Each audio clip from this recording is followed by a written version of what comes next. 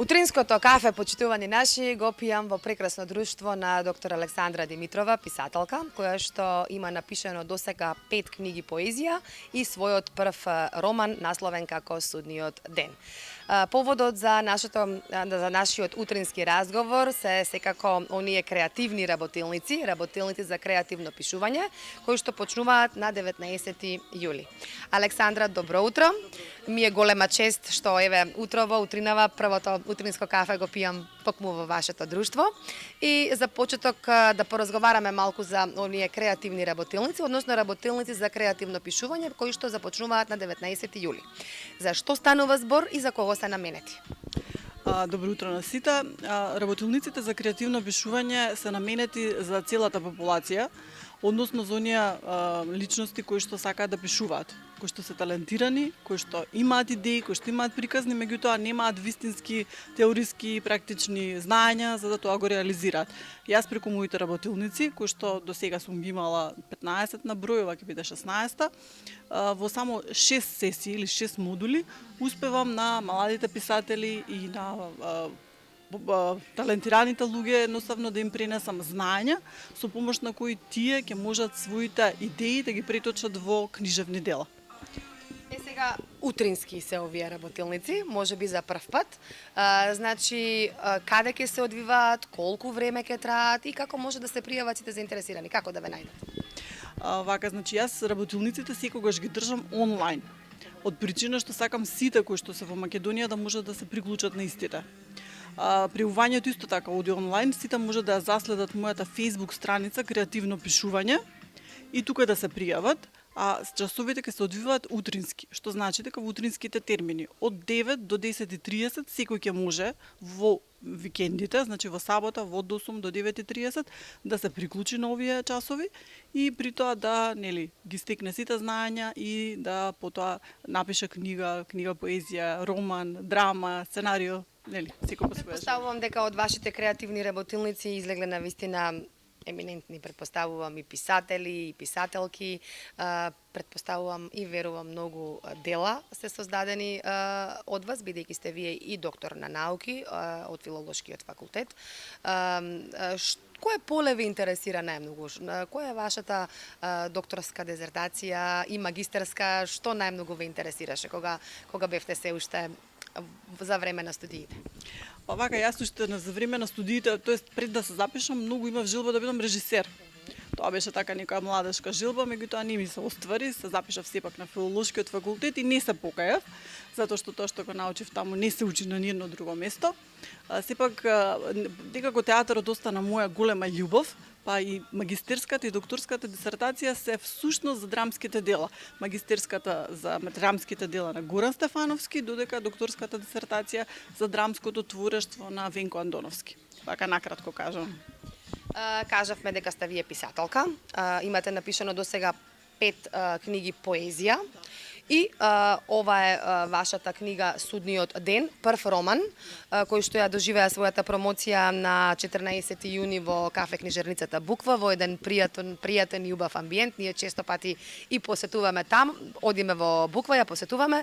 Не успеавме да стасаме на вашата промоција, меѓутоа ќе ни ги пренесете еве вие сега вашите впечатоци за Судниот ден, како помина промоцијата и би сакала да ни кажете накусо за темата на Судниот ден и која е пораката што ја испраќате на читателската публика.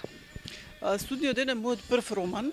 Јас го почнав како некој вид експериментален роман. Всушност, вие кога ќе го прочитате, ќе видите дека станува збор за 7 глави, кои што се на некој начин поврзани помеѓу себе, но може да се читаат и одвоено. Практично јас направив поврзување на 7 различни ситуации кои што се случуваат единствено во Скопје, значи локализирано е во Скопје, во современ амбиент, значи во последните 5 години се случува дејството. Ликовите се навистина урбани, се скопски, преземени од скопското секојдневие, меѓутоа јас сакам да речам дека ова е роман за љубов. Не љубовен роман, роман за љубов. Љубовта со сите нејзини аспекти, со сите нејзини димензии. Оставиме малку да ја заголицаме публиката за што станува збор. Пораката која што ја испраќате на читателите? Пораката, вака, видете. Да кажете со оваа книга. Ништо, да го перцепираат Скопје на сите можни начини. Не само негативно или само позитивно, Скопје има навистина своји страни, има многу љубови во Скопје, па така, да ги Да гледаме. кажеме со еден збор дека Скопје е љубов. Точно. Каде може да се најде книгата Судниот ден? Книгата Судниот ден е во издание на Фуснота. Таа се продава во скоро сите книжарници, особено сум сигурна дека има во книжарницата Буква, во Антолог и во Три. Така што доколку некој сака може да се обрати исто така на Фуснота директно и таму да ја најде, но мислам дека има и во сите добро снабдени книжарници во Скопје. Значи за сите љубители на Скопје, носталгичари можеби за она старо Скопје, ама да не откриваме се, нека остане малку како мала тајна. Овие 5 ваши претходни книги се поезија. Ќе ни кажете малку може да ги представиме. Овдека имаме 3, меѓутоа вие имате 5 до сега. Зошто од поезија на роман или и сега што ви е повеќе симпатично за пишување, што повеќе ви лежи поезијата или есеите? Вака, значи, јас од секогаш пишувам нешто што се нарекува спред мене дневничарење. Тоа го прават многу од луѓето всушност кои доаѓаат на моите работилници за креативно пишување. Сите млади писатели почнуваат од некои чувства кои што се поврзани со љубов и практично дневничарат. Многу од нив пишуваат де факто проза или пишуваат поезија што е да речеме во нека прозна форма.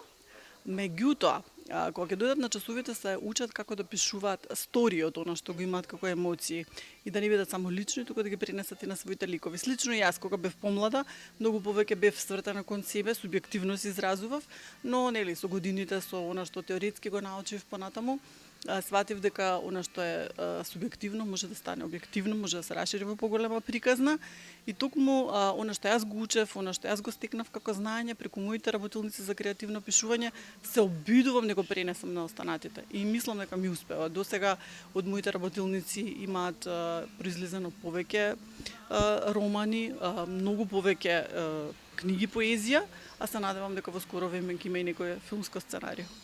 И јас се надевам исто, бидејќи сте цел живот во оваа фела, значи во книжевноста. Мене, а верувам и вас, не радува фактот тоа што имаме се повеќе млади писатели и некако се враќаат навиките кај младите, поготово за читањето. Не се читаат само лектири, баш напротив се читаат и книги. Дали сум во право? Апсолутно сте во право. На работилниците за креативно пишување поголем дел од учесниците се навистина млади луѓе. Има и повозрасни, но поголем дел се млади. Многу талентирани луѓе кои што за жал немаат каде да научат. Нашите факултети и покрај тоа што нели се и филолошкиот и останатите нели за драмски уметности така натаму не ги учат. За жал нашите млади писатели или тие немаат можност доколку се од друга фела да посетат некој курс за краток временски период да стекнат знаење така натаму. Јас се надевам дека ова што го работам им овозможува и на луѓето од другите професии, не само од филолошкиот факултет, да стекнат знаење да пишуваат. Токму тоа е мојата цел. Значи не мора вие да бидете запишани на филолошкиот факултет за да научите да пишувате, можете да бидете на пример сега имаме на исклучително млада, талентирана, прекрасна девојка која што има завршено криминологија на пример. Таа има навистина многу приказни кај себе, меѓутоа имаше проблем да речеме како да ги преточи во приказна. Сега преку часовите за креативно пишување таа навистина пишува нешто што е вредно за внимание и верувам дека кога ќе излезе ќе има голем читателски круг. Така и јас. Сега сосема за крај на разговорот, судниот ден веќе излезе. Што е следно? Дали нешто се подготвува во моментот или малце ќе му оставите време на времето? Па јас секогаш имам приказни во мојата глава, само временските, нели, моето време е малку кратко во текот на денот за да можам се она што сакам да го напишам. Меѓутоа секако не се откажувам, ќе има и следен роман, а се надеваме и нешто повеќе. Благодарам. Благодарам и на вас.